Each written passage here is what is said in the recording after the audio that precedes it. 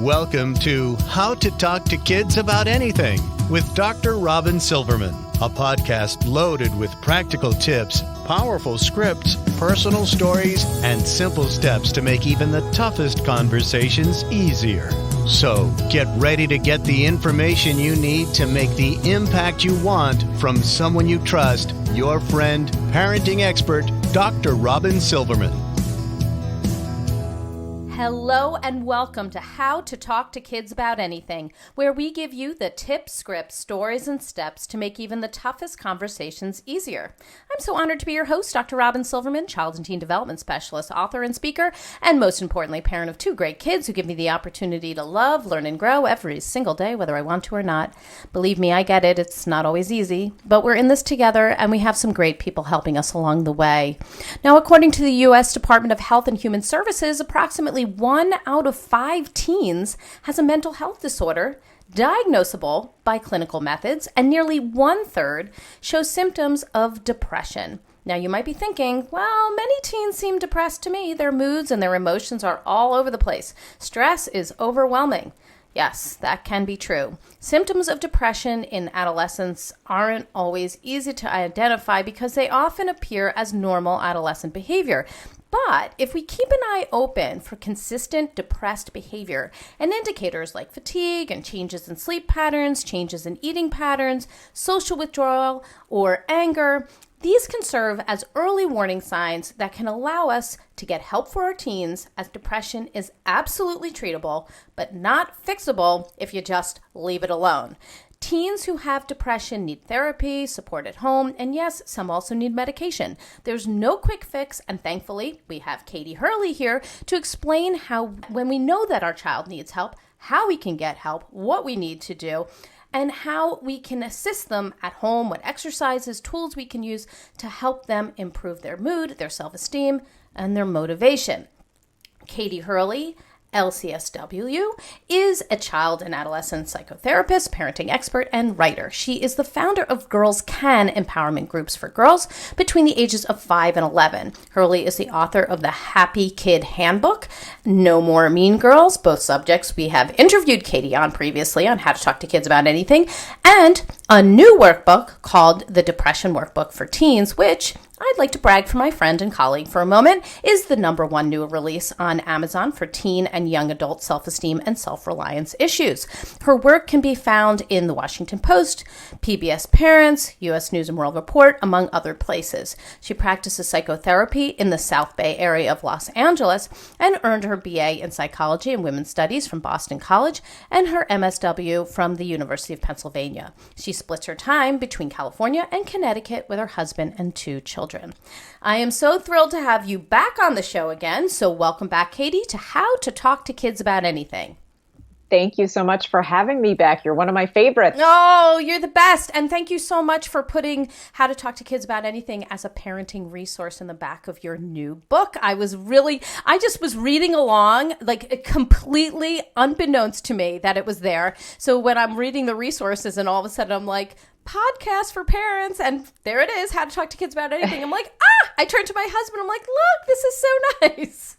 Well, I feel like you're just, you're doing great things. You bring on so many amazing resources each episode. I love it. I think, you cover everything, which is fantastic. It's been such a joy for me. And I really feel like it's so much fun for me to be highlighting so many great people and great work. I do think of myself as the person who is presenting the entire child development pie, and all of these great colleagues just taking the deepest slices out of that pie and explaining it to parents and educators in such an applicable way and an accessible way. So I appreciate you. This new book, it's really exciting and so great for teens. But before we sort of dive in, for those who haven't yet seen this new workbook that just came out, can you tell us what gets you up in the morning and what inspired you to focus on depression and teens in this newest book? Well, first of all, I want to get this out of the way and say that, despite the title of the book, your teen doesn't need a diagnosis of depression to benefit from it. There you go.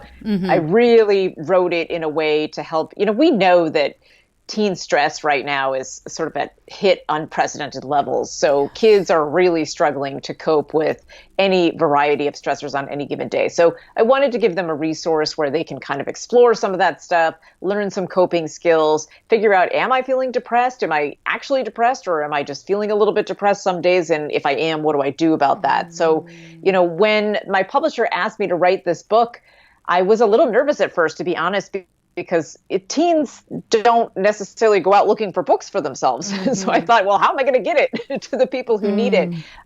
But I was inspired to write it because I have worked with so many teens over the last 20 plus years. And I am seeing those stress levels rise like right before my eyes in my office every single day. And kids, I find that teens today are really motivated.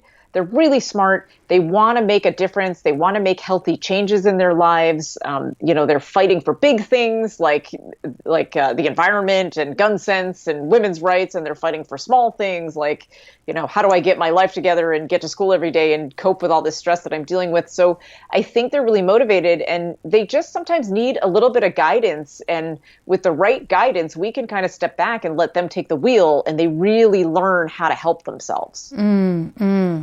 I think all of what you're saying is important. I think that by telling us that, yes, it is for kids who may be clinically depressed, but also for kids who really are maybe just feeling a whole array of feelings and want to explore them and want to help to boost their self-esteem, this book is for you too. So anybody who's listening who works with teens or has teens, this might be a wonderful resource for that. And you introduce your book with some help in understanding how depression is different from normal ups and downs of teen life. And you say that depression is when feelings become so intense you feel helpless and hopeless, and clinical depression can take over your life. So for those parents and educators who are listening, can you help us understand sort of the difference between those two things? Like, what should we be looking for that's sort of alarming, or red flags that we should be looking for, versus what seems sort of normal undulations of teen life?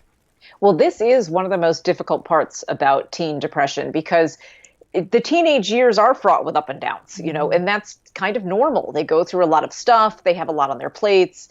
Then we have the whole issue of hormones and growth and change and brain development. And it's kind of like this big giant soup of stuff happening inside their brains on any given day. And so it can be hard to weed out, well, what's just a bad day versus what's actually a problem. So, one of the hallmarks of a clinical depression is that it lasts for 2 weeks or more. So with adults, the other thing that's tricky is with adults, they always say, and the way they portray it in movies and on television, even on sort of teen television, is that depression looks like very, very, very, very sad, crying all the time, can't get out of bed. But for teenagers, a lot of times they have an incredible capacity to get themselves out of bed, but then they're really angry and irritable, and they're having these giant meltdowns and blow-ups, and they seem to come from out of nowhere, and you can't really track what exactly is going on. Well, that's the depression talking. So a lot of times we warn parents to look for irritability that lasts a long time, or that crops up daily over,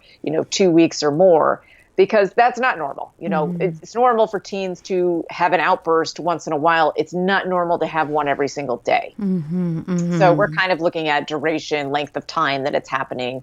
And then, other red flags are, it's normal for teens to sometimes just need to check out a little bit and be on their own and hang out in their room and do their own thing. But if your teen is really isolating him or herself regularly, they're starting to reject their friends, or their friends are rejecting them for some reason, and they're completely isolated and they're not talking and they appear like they're shutting down, well, those are some pretty big red flags. I always say to parents, your kids the best. They are going to change a little bit in adolescence, but still you have to do that gut check and trust yourself. If something's not right, if something seems like something's not right, you're probably correct. And it's best to get it assessed than to wait on it and see what happens. Right. And so if we're, normally seeing our child who is an early riser, or they are, eating a certain amount, but then all of a sudden there's sort of a change that they're sleeping so much more, or they're eating so much more or so much less, whatever the norm is for your child, when it sort of changes dramatically for an extended period of time, that would be something where we would say, oh, maybe we need to get this checked out. Is that correct? Right, exactly. Okay. All right. So there are people who are listening today who are probably thinking right now, this resonates with me. Maybe this is something that I need to get checked. Or maybe they've recently said to themselves, their child is showing some of those red flags. And as a parent, you want to help, and clearly you want to do it as soon as possible. Whether your child is depressed or is seeming like they're going through something, and you say, oh, a workbook like this would be helpful. What would be the conversation that you might have with that child so that they understand what's going on with their brain and their body, and how they might be able to help themselves right now? Because it feels like, hey, here's this workbook, by the way, see you later, is probably not the best mode of getting that done. So what would you, like, what is the conversation we can have with our kids that show that we are understanding of them, that we want to help, and that they can get help?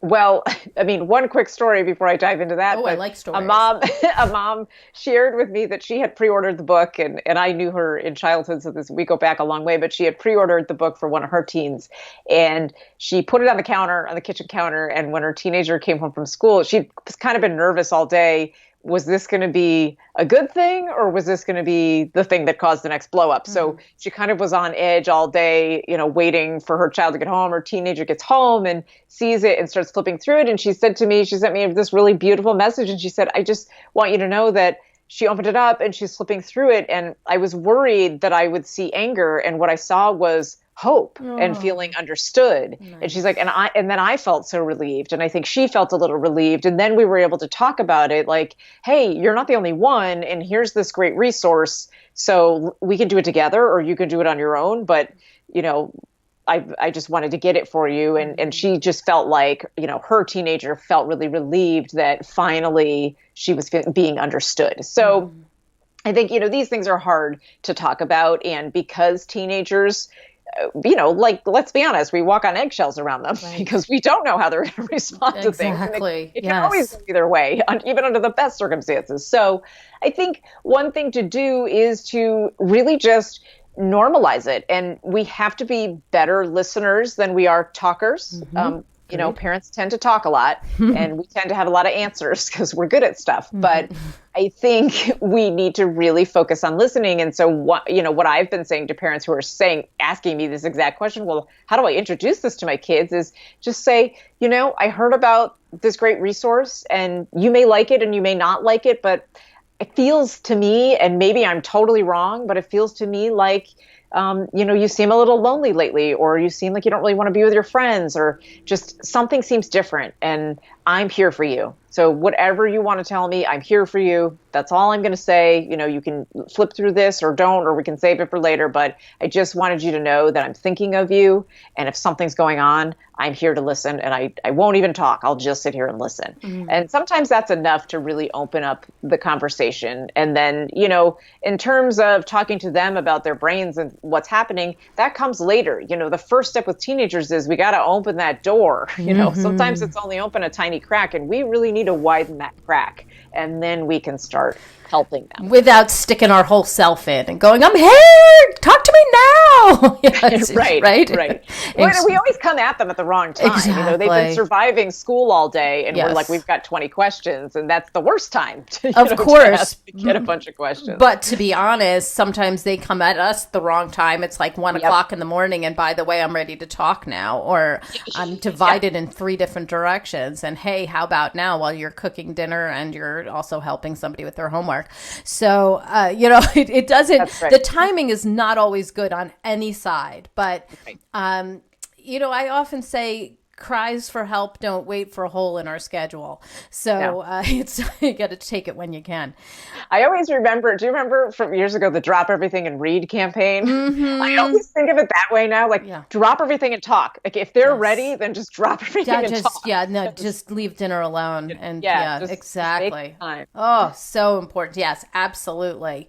So some of the areas that you mentioned in the book are incredibly practical, that there are things that our kids can change, that we can change with some effort and commitment. I'm not saying it's like, oh, no problem, but you can change it as soon as possible. And I'm talking about our eating, what we do before bed, maybe some exercises that we do or activities we do, who we spend time with. Can you talk about some of these really practical areas, what we can help our kids to be doing that can elevate their mood? And it's just simply just changing some of those key things like eating, sleeping, or activity level.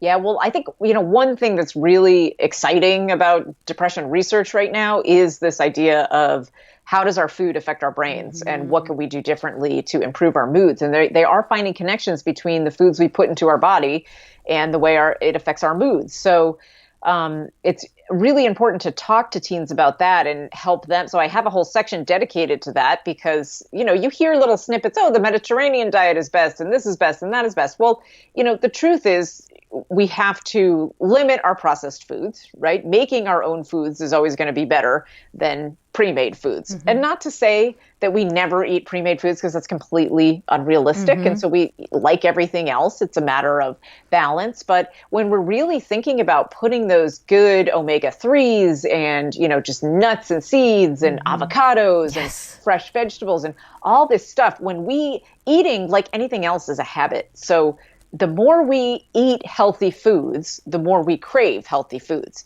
The problem is we're all busy and running on empty. And so we get into the habit of grabbing on the go and eating what we can eat in the car from here to there. And typically those choices are not as healthy. It's really hard to eat a quinoa bowl while you're driving a car or putting on your cleats, So absolutely. We're not making the best choices because we're on the go. So it becomes a matter of really, and this I think is where parents get overwhelmed, and I get it because I get overwhelmed. Yes. And I only have 2 kids. Yes.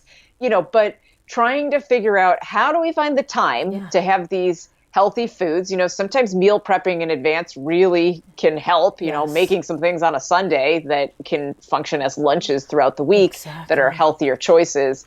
But really focusing on those whole foods and those healthy foods and, and then mixing it up, of course, with our favorites sometimes because we got to enjoy our lives and, you can't live on quinoa alone. So I mean, as good as quinoa is, but we're not like Gwyneth Paltrow, and No we're just offense like to have cooking. everything done for us. Yes, exactly. Like, I just have this perfectly done quinoa bowl all waiting for me in my refrigerator. And we don't have to stress ourselves out with making everything. I mean, you can buy really well-made hummus that's just 3 ingredients, so you don't need to make your own hummus.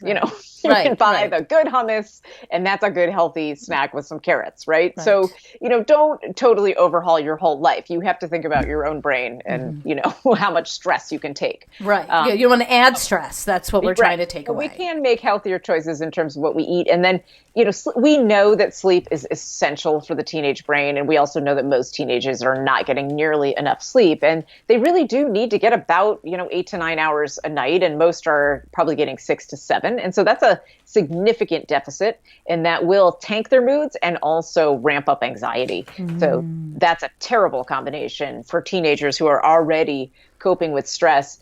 One thing that's complicated is that the teenage brain does want to stay up a little bit later and sleep a little bit later, and that doesn't fit into the school schedule. Right, so exactly. They end up kind of oversleeping on weekends. Well, that completely mixes up their circadian rhythms. So it's a whole process of what can you do to get yourself to bed earlier at night. You can train yourself to go to bed a little bit earlier. Right. It's hard. It's a matter of figuring out a calming routine that works for each teenager. They're all different. We can't let technology interfere with our sleep. We're all doing it. Adults are guilty of it as well. So that kind of, for me, I always suggest that needs to be a family overhaul. terms of getting the technology out of our bedrooms and preserving our sleep and creating calming sleep spaces. Meditation is known to help kids at night fall asleep a little bit better. Some simple yoga stretches before bed can be really calming and help work out those kinks and the last bits of stress and anxiety before bed at night. So if we really just think about, it's funny because when kids are little, when they're preschool, toddlers, even elementary school, we have these very rigid bedtime routines that we follow, right? Yes. And then all of a sudden they become teenagers and the whole thing goes haywire, And then we get to be adults and we're back to the rigid routines, right? Because we want to get enough sleep. So exactly. Sleep is so important. We not only do we think it's important, we just like relish in it. Like, yay. We can never get enough of it. Yes. So, I think with teenagers, the trick is empowering them to create the system that works for them. They don't like to be told what to do. They are told what to do all day long, every day. So instead of giving them the routine that we think is going to work, sitting down with them and having them tell us what they think is going to work and what they think they need to change and what can they do. Maybe chamomile tea works for one teenager. Maybe warm milk works for another. When I was in high school, I drank a mug of warm milk every night before bed. My mom didn't even know. I finished my homework, sneak downstairs, have my warm milk, and then go to bed. So, teenagers will figure out systems that work if we give them the space to do it. We're just always harping on the things that we're scared of, like technology. No kidding. But you do agree that we should have the technology out of the room. So at least we're all, that needs to get out of the room so that kids are not looking at who posted what or what they didn't post or who is messaging them about this, that, and the other thing that doesn't actually matter in the long run at 2 a.m. and then they're disrupted for the entire day. So, and the YouTube videos, they go down the rabbit hole of YouTube videos for hours. Right. All of a sudden they're watching one thing that their friend posted, and all of a sudden they've got one, it goes into the next one and the next one, and then all of a sudden they're watching Grover from Sesame Street at 3 o'clock in the morning. This has nothing to do with anything. So I totally get that. Not that I've ever done that. No, just like, why do you know that? But it's really the truth.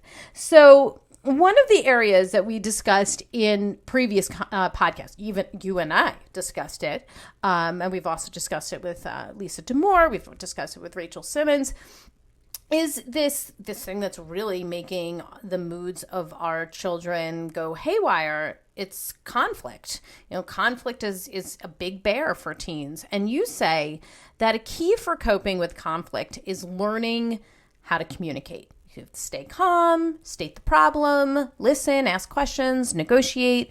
So can you help us understand what that would look like or sound like if, for example, a teen is in a conflict with another peer because maybe he or she found out that the other person is spreading private or maybe not completely truthful gossip about that person? Like, what, as a parent, how can you help them to deal with that conflict by doing the things you were saying, like stating the problem, listening, asking questions? How does that work?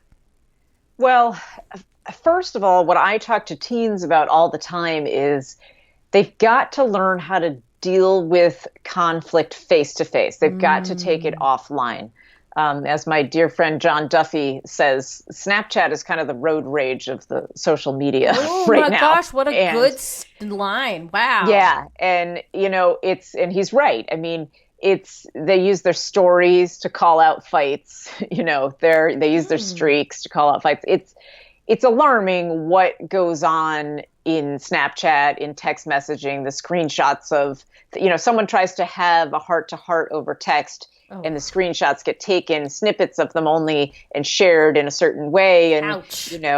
As John Mayer says, when you own the information, you can bend it all you want. So, they change it, right, to fit the narrative that they're trying to portray on Snapchat or Instagram or whatever it is. So one thing is we've got to get back to a place, and adults too, where we stop relying on technology to solve problems. It's great for checking in. It's great for funny memes. It's great for a laugh, for scheduling coffee date or a podcast. It's not great for solving a problem, right? Because we can't know what other people are thinking. So that's kind of step one, is really guiding our teens away from that. They're very stuck on it right now because it's quick and easy. Yes. And they tell me all the time that they get into these chats and then they don't know how to get out of them. Mm-hmm. So because the other person is texting so furiously and so fast and including other people, and it's very overwhelming. I mean, these conflicts go down very quickly between teens, whether it's text or social media. They happen very, very quickly and get out of control very quickly. So step one is taking it offline and taking it face to face and learning how to say, I teach kids all the time how to use I statements and to just say, when you shared that screenshot, I felt really embarrassed and overwhelmed. And I wish that you didn't share that screenshot. Can you tell me why you shared that screenshot? And, the other person probably will get defensive, because one thing that is happening is that teenagers aren't taught how to handle conflict face to face. So they haven't really worked it out. They don't know what to do. They're also living in this time, and we have to remember this as the adults. We have put them in this position where everyone has to be a superstar. Everyone has to be the best. And that means somebody's the worst, and when something goes wrong, there's always someone to blame. That's kind of the messaging that kids are getting from a young age on up. I see it in sports. I see it in theater. I see it all the time where, because of that person, it didn't go right. And we have to stop that. Blame is useless. Blame is useless. Right. We can work through things together. We can talk about what went wrong. I say to teenagers all the time, even if something is 98% someone else's fault, you have got to own your 2%. Yes. And you do that by saying, I'm sorry that I did this. Right. Here's how I feel about that. And so they have to have practice with that. And that starts at home. And parents can really role play things with their teenagers. I do it in session all the time. But parents could do this at home where, okay, tell me what the problem was. What was the conflict that happened that you didn't know how to handle? We're going to go back to the beginning, step by step, and we're going to role play it. And you be you the first time, but the second time I'm going to be you and you're going to be your friend, and we'll switch roles. And that way we can have empathy for each other and try to think about what the other person might have been thinking. Right. This was it's sort of similar to one of the things you talked about in your workbook, which is like my concept of a do-over. I don't remember what you called it, but almost like you get to go back and say what you wished you said in that situation, right? Right. Yeah. And funny, I was watching a Seinfeld episode the other night where George was coming up with all these comebacks after the fact. No. And, I wish I said that. I wish I said that. But, I think we all go through this, and I think teenagers go through this a lot, where it's really hard in the moment to think of the clear thoughts that you want to convey. Oh, yes. And so sometimes things just pop out of your mouth and then you regret it, but the great thing about being human is that we can go back and say, I'm sorry that I said that. Yes, I wish I said something. Yeah, I wish I said this instead. And I'm sorry because I know that what I said hurt you. Now, we may not get forgiveness right away. Right. We may not get it in 1 day or 3 days or 1 month. But we can own it and we can apologize for our role in it, and we can try to learn from it and do better from there. Ooh, so good, Katie. That is exactly right on. I think that step is so often missed because we think to ourselves, well, even if I do say that, it may not help. Well, it may not help right away, as you're saying, and perhaps that person does become, more distant from you, and you don't get the relationship that you wanted.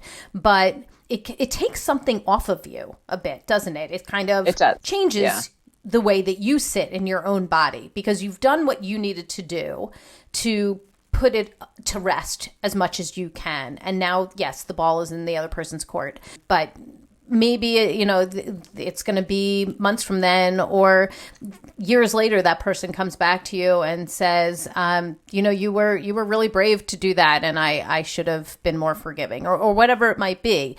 It might not happen right away, as you said, but it could happen in the future. And even if it doesn't, you can sit strong knowing that you did what you needed to do.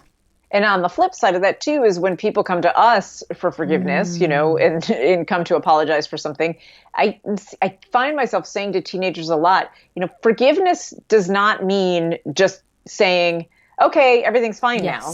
Forgiveness is giving yourself permission to let go, that thing doesn't have to take up a whole file folder in your brain anymore. Now it can be gone. Now it can be over and you can move on. And the friendship may take time to repair. But forgiveness is just leaving the door open a tiny crack, but letting go of it so that you're not burdened by it anymore. Good point on that.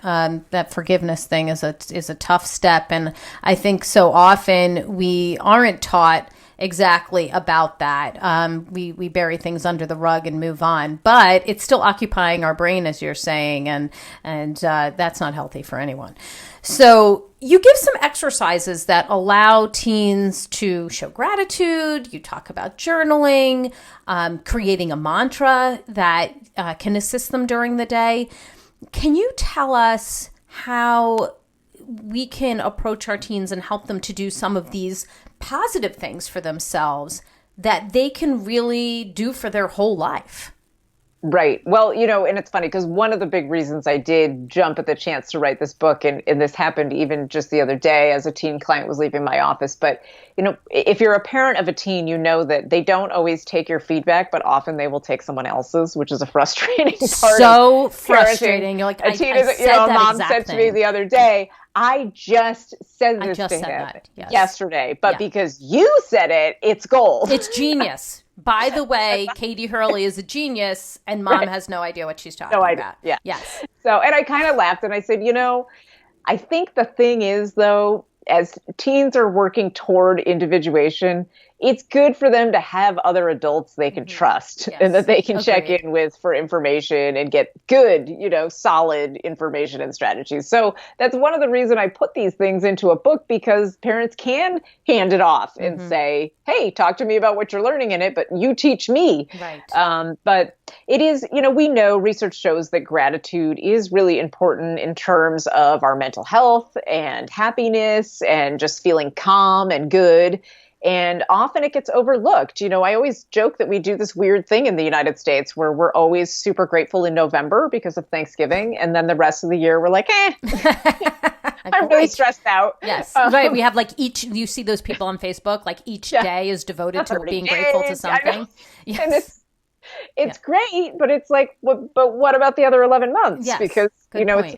it's not a 1 month thing. So I think, the other thing research consistently shows is that journaling is a really powerful exercise for people of all ages in terms of just thinking about gratitude and what makes us keep going. And so with teenagers, I often ask them to maybe do journal exercises where they write down, I'll say, do your best and worst of the day, because we can't ignore the worst because it takes up brain space. Yes. But if we write it down, we get it out and then it doesn't have to take up brain space. So I'll say, write the 3 worst things that happened today. Just write those down and then take a few deep breaths. And after that, close your eyes and just breathe deeply and think about, well, what today makes you grateful? And it doesn't, the thing we do with gratitude that makes people not want to practice it, is that we always make it these big things. Oh, yes. It has to be these big things. You know what? You are allowed to be grateful for a Hershey's Kiss that tastes really good today. Yes. I would be grateful for that right now. Right. That sounds good. We have to teach young people that you can be grateful for the small little things, the butterfly that flew by your face and made you stop and think for a second. Just those are the things, those little small moments add up to big feelings of gratitude over time. So those are the things we want to kind of check in with. Yeah. And, in terms of mantras, I do it all the time for myself. And so teenagers always they roll their eyes at me at first when I talk about it, but then we'll joke and we'll come up with absurd mantras that don't make any sense. But then we'll kind of talk about what's your tagline? Have a tagline that makes you feel good about yourself, or you can conquer the day, or, whatever. Doing the best I can. Yeah, I can handle whatever comes my way today. I got this, it can be simple things, and, put it in your profile on Instagram, make it your thing, have a tagline that helps inspire you as you get through the day. And sometimes it's just thinking about those little lines that remind us that, right now is hard. This moment is really, really hard. But I've been through hard things before, and I can get through hard things again. Oh, I mean, I feel that in my body, and I just love that so much. And for those people who are listening who have younger kids, it's a great thing to start early because they're not going to be quite as sassy about it, right? I mean, they can really grab onto a mantra and say some pretty, profound things, and that could help take a ride through the teenage years a little bit easier. But of course, that can change over time as well. So you don't have to wait till the teen years to create that mantra. That's something we could do right away, and I love that. So I like the practical tip of reframing negative thoughts into realistic thoughts. In fact, that was the picture that I put up on Instagram last night in my stories, because I just think it's something that teens and adults do so often, is that the negative thought that we have in our head becomes our truth when actually it may be completely devoid of truth. So can you help us to understand the difference between a negative thought in our head and then the realistic thought that really we should be thinking about? Give us some examples and maybe some insight into how this transformation from negative thought to realistic thoughts can help teens who are coping with the ups and downs of moods or actually coping with depression. Well, so one thing we know about teens is they tend to zoom in on small things that happen, and those small things take up a lot of space in their thoughts because they get stuck in this negative thought loop. And then one unfortunate thing that I feel like has happened just in the world in general is people do this thing where they're like, just think positive, say something positive. And it's like, when you're really bogged down with something negative, it's really exceptionally difficult to just blurt out and believe something positive. Right. So for me, I'm always saying, let's be realistic. Okay. Instead of trying to reframe a negative into this happy, sunshiny positive, let's reframe it into realistic. So for example, if a teenager is coming home from school and let's say they bombed their English test, for whatever reason, they just didn't What's do the well silver lining? Yeah, right. Tell me something positive. Tell me something positive about bombing that test. At least I've learned. Scenario. So, I'll say to them like, okay, all right, yeah, own it. Own that negative thought. Like, I'm failing English. I'm going to fail English. I'm failing English. So let's talk about that. But let's zoom out and let's reframe it. And let's say, okay, so that's one grade. You bombed this test. You definitely spectacularly bombed this test. It did not go well. We're going to own that for a second and talk about it. But let's zoom out. What other things have you turned in so far this semester? Well, I turned in a paper and I got a B on that. And I got a C on this and I got a B plus on that. Like, let's zoom out and let's look at the whole arc of English right now this semester. And let's say, hey, are you really failing English, or did I struggle with one test and I'm going to go to the teacher and get extra help and see where I can go from there? So, instead of getting stuck in, I'm failing English, this is a disaster, I'm going to be grounded, my parents are going to be so mad at me and disappointed. Let's get out of that thought process and reframe it and say, I've been doing pretty well in English all along. I struggled with this one thing, but I can get extra help. Oh. Yes, that feels much better than I'm not going to get into college. I'll never get a job in my life and I'll die alone. Because that's where it goes. Yeah, it's absolutely where it goes. Yeah. Yes, because you bombed one English test. I love that. I think that is so practical. And I would definitely encourage people to do that like today. Since we're coming upon the end of the podcast, I'd love for you to finish this sentence. The one thing I really want people to know about depression and teens is... Depression feels very overwhelming and it's very hard to describe. So it makes it difficult for teenagers to communicate how they're actually feeling. It feels like this big cloud that's walking around with them and they just don't know how to put up the umbrella. That's so beautifully said. And I bet you people are really resonating with that who are struggling with depression, not just teens, but anybody who's dealing with depression. And I do love that what you're saying through this workbook and through this podcast is that we are happy to be your umbrella. Like we are there to help you. and to help you put up your umbrella, to help you put an umbrella up for you while you're dealing with this stuff so that you can get the help you need, because everybody is worthy of getting some help. And while their kids are pushing us away, and it feels like teens can be so angry and frustrated and sad, and you might feel like you just don't know what to do, they can get help, and depression can get better. And the moods, if it's not depression, are going to change and grow over time as well. So I think that's such a beautiful analogy, and I so appreciate you bringing that up. Give us your top tip. What do you think? What do you want us to know, and what do you want us to do and take away from this podcast today? Well, I think I want parents to know that they don't have to be scared of depression, that if they are worried about their kids, that they don't have to fear that this is going to change their lives forever. This is something that they're going through, and it's something that is treatable. And, parents everywhere are very fearful of the word suicide because we're hearing it a lot in the media right now. But suicide is preventable. And so help is out there. And I think, the other thing I want them to know is that we are living in a time where we're constantly being told, because of media coverage of things like helicopter parenting and all the other words they come up with, we're constantly being told, back off, leave them be, let them figure things out. And so the message that the teens are getting is, you got to figure this out on your own. But everybody needs help sometimes.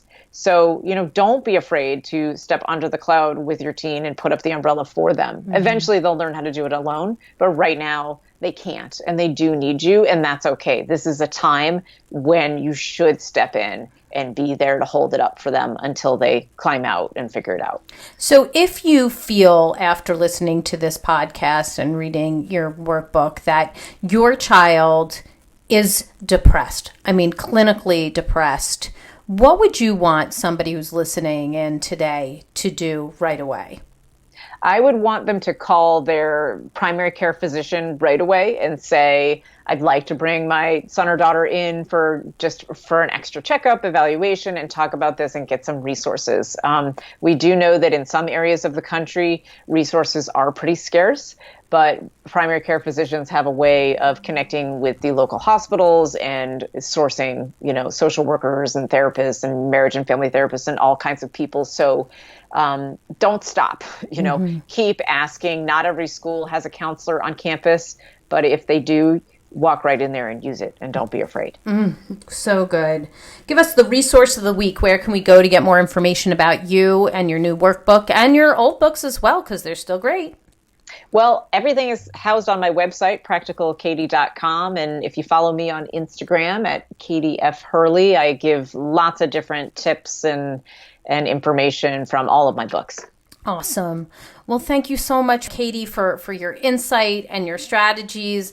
I think what you've provided here is really important and very helpful to so many people, whether you have a child who you believe is depressed or has been diagnosed with depression, or you have a teen that's just been going through some hard times and you need some extra resources. I think your tips and your tools can really help a lot of people. So thank you so much for being on the show today. Oh, thank you for having me back. I really appreciate it. Well, many thank yous. I've got my takeaways, and sweet friends, I know you have yours. Let's discuss them. Come up on Facebook. You can go to the Dr. Robyn Silverman page, or let's chat about it at drrobynsilverman.com or twitter.com/Dr. Robyn. I am also on Instagram under Dr. Robyn Silverman. I will be going back and forth with Katie Hurley on Twitter, on Instagram, on Facebook, with memes that I will create with her incredible quotes. I'm sure the umbrella one will be up there, so we can share that all around. And if you love this podcast like I did, I hope you'll go up to iTunes and rate and review it so others can learn about these outstanding tools and solutions and use them in their own homes with their own kids. I truly appreciate it. That's all the time we have for today, my fellow parents, leaders, and educators. Thank you so much for tuning in to How to Talk to Kids About Anything. For more information on books, articles, speaking engagements, or curriculum, please visit drrobynsilverman.com. So many great podcasts are up there, and the show notes to this podcast and the previous ones I've done with Katie Hurley are up there as well. I look forward to weathering the storms and enjoying the sunny side of life together. And please remember, even on the days when you fall short, you've got this. You're here. You're getting the information you need. I know it's not easy, but never forget there's always tomorrow. Perhaps you heard something today and you thought, I should have known, I should have done, I should have said. Don't do that to yourself. You're getting this information. You can apply it now. You can say you're sorry. You can do it differently. That's what we know from this podcast. There will always be moments when we doubt our know-how, our choices, and our sweet sanity. But please know you are 10 times the parent you think you are.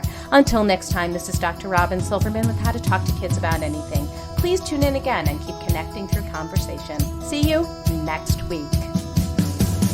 You've been listening to How to Talk to Kids About Anything with Dr. Robyn Silverman. For more information on books, articles, speaking engagements, or curriculum, please visit drrobynsilverman.com.